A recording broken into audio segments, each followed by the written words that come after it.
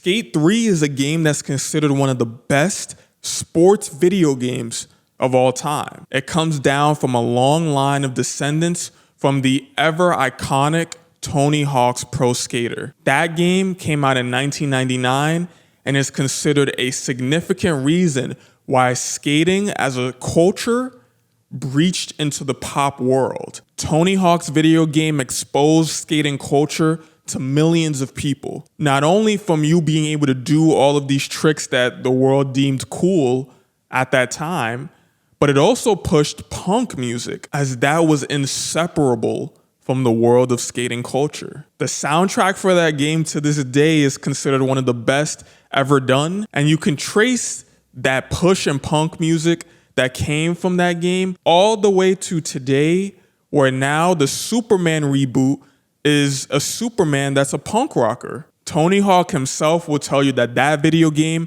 made a lot more people interested in skating culture, and that he cared a lot about making sure that the music and feel of the game matched what he actually experienced in skate parks. So while that was a moment in gaming history, we fast forward a little under 10 years later and we get the Skate series coming on the scene. Where they separated themselves from Tony Hawk's game is using the analog stick to be able to do cool tricks.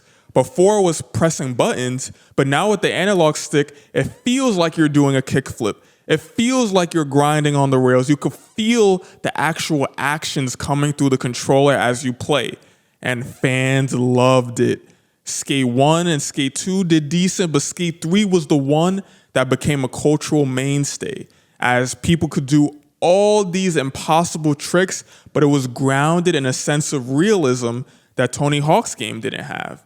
People for years afterwards are still playing that game when they want a skating game, similar to how people who wanted to play college football had the 2014 game and were playing it for years until EA found a way to reboot it with the new NCAA football games. I even experienced the culture of people, especially on YouTube and TikTok, that would go on this game and do impossible tricks, get millions of views, and a bunch of people in the comments would talk about how they're trying to recreate the same trick but can't do it. There was a culture behind who could do the coolest tricks, who was the best skateboarder in the game.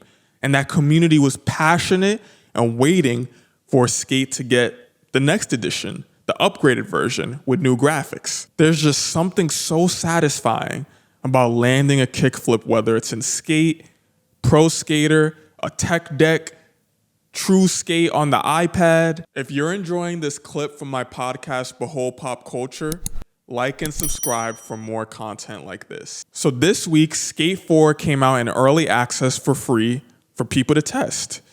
And unfortunately, it's been pretty mixed reviews so far.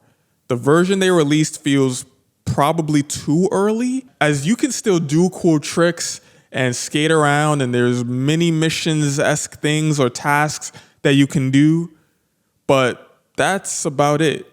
You do these tasks and you can unlock some new clothes. This is not to say that Skate 4 and its final version won't be much better, but fans are feeling a little shaky on it, as the most fun that people are having is the glitches. Doing a trick, rolling around, and you end up going 100 million feet in the air and can do tricks. It's unfortunate that something that was supposed to be such a massive pop cultural moment with all the hype leading up to it fell a little bit flat for the start. Now I'll continue to monitor and see if they get it fixed, get it into a much more finalized version that people can enjoy a lot more, because people are still playing it, even in this beta version. But we want you to revolutionize what the last game did with you having so many years to iterate on it.